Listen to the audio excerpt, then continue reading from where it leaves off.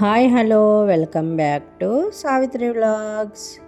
అందరూ ఎలా ఉన్నారండి? నేనైతే చాలా బాగున్నాను. ఈ వ్లాగ్ వచ్చేసి తొలి ఏకాదశి వ్లాగ్ అండి.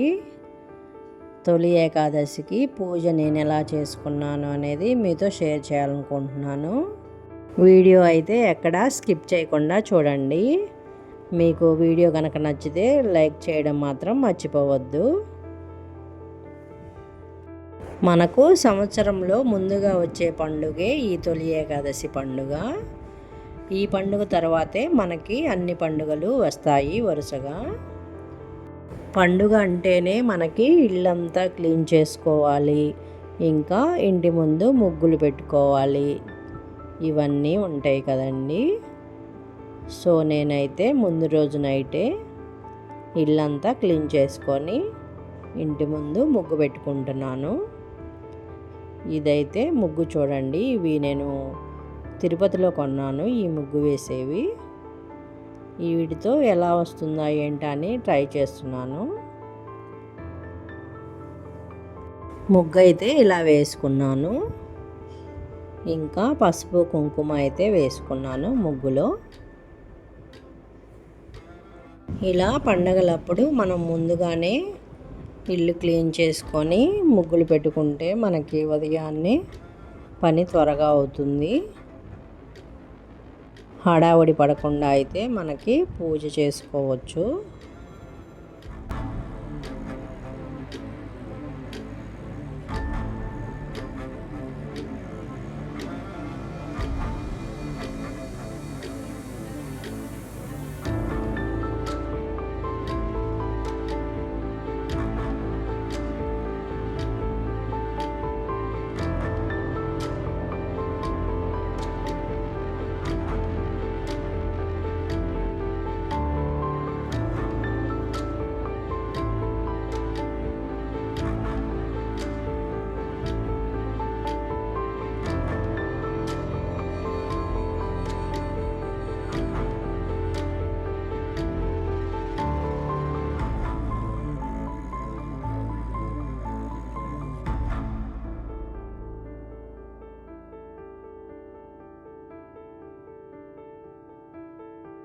మనకు సంవత్సరంలో 24 ఏకాదశులు ఉంటాయండి. అందులో మొదటిది తొలి ఏకాదశి. మనకి మాసంలో 2 ఏకాదశులు వస్తాయి. ఆషాఢ శుద్ధ ఏకాదశిని మనం తొలి ఏకాదశి అని జరుపుకుంటాము. దీనినే శయన ఏకాదశి అని కూడా అంటారు. ఈ రోజు నుండి శ్రీ మహావిష్ణువు గాఢ నిద్రలోకి వెళ్తారు. అందువల్లే దీనిని శయన ఏకాదశి అని కూడా పిలుస్తారు. ఏకాదశిని మనం వ్రతంలాగా చేయొచ్చు, లేదంటే నార్మల్గా ఇంట్లో పూజ చేసుకోవచ్చు. వ్రతం అంటే 3 రోజుల పాటు చేయాలి. ముందు రోజు దశమి, ఆ రోజు తరువాత ఏకాదశి, ఆ మరుసటి రోజు ద్వాదశి, ఈ 3 రోజులు వ్రతంలాగా చేయాలి. దశమి రోజు నుండి మనం స్వామివారి పూజకు అన్నీ సిద్ధం చేసుకోవాలి. సాత్వికాహారం మాత్రమే భుజించాలి. దశమి రోజు అల్పాహారం మాత్రమే తీసుకోవాలి. ఏకాదశి రోజు అయితే ఎటువంటి ఆహారం తీసుకోకూడదు. ఆ రోజు పూజ చేసుకొని స్వామివారిని తలుచుకుంటూ ఉండాలి. ఆ మరుసటి రోజు ద్వాదశి రోజు ఉదయాన్నే ఇంట్లో పూజ చేసుకొని ఆ తరువాత టెంపుల్కి వెళ్ళి స్వామివారిని దర్శించుకొని మనకి వీలైతే పండితులకి స్వయం పాకదానం ఇవ్వాలి. ఆ తరువాత భోజనం చేసి ఉపవాసం విడవాలి. ఇలా అయితే ఏకాదశి వ్రతం చేసుకోవాలి.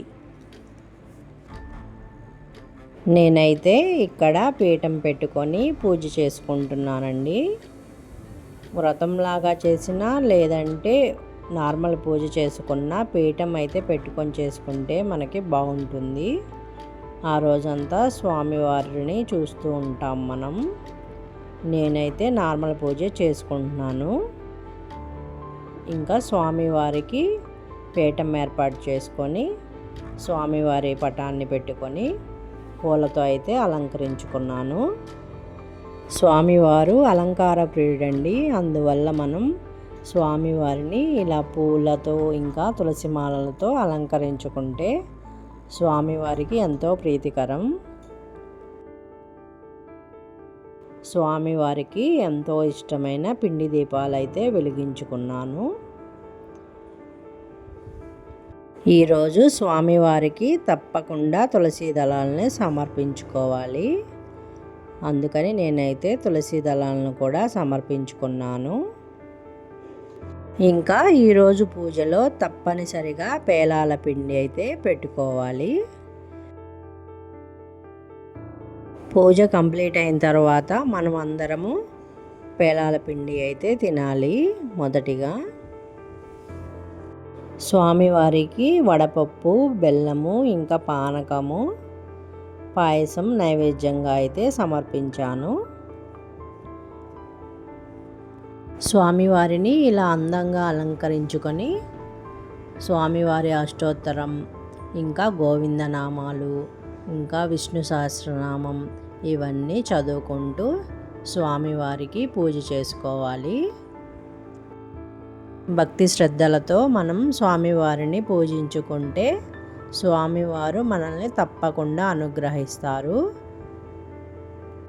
ఈరోజైతే నేను స్వామివారికి యాలకుల మాల సమర్పించుకున్నాను. యాలకుల మాల సమర్పించుకుంటే స్వామివారికి ఎంతో ప్రీతికరం. ఇంకా కర్పూర బిళ్ళలతో అయితే స్వామివారిని పూజించుకున్నాను. స్వామివారికి పసుపు పువ్వులు ఇంకా పసుపు అక్షంతలతో అయితే పూజ చేసుకుంటే ఈరోజు చాలా విశేషం. గోవింద నందనందన గోవింద గోవింద హరి గోవింద గోకుల నందన గోవింద నవనీత చోర గోవింద పశుపాలక శ్రీ గోవింద పాప విమోచన గోవింద దుష్ట సంహారణ గోవింద. ఈ విధంగా స్వామివారి పూజ కంప్లీట్ అయిన తర్వాత స్వామివారికి టెంకాయ అయితే కొట్టి నివేదన అయితే చేశాము.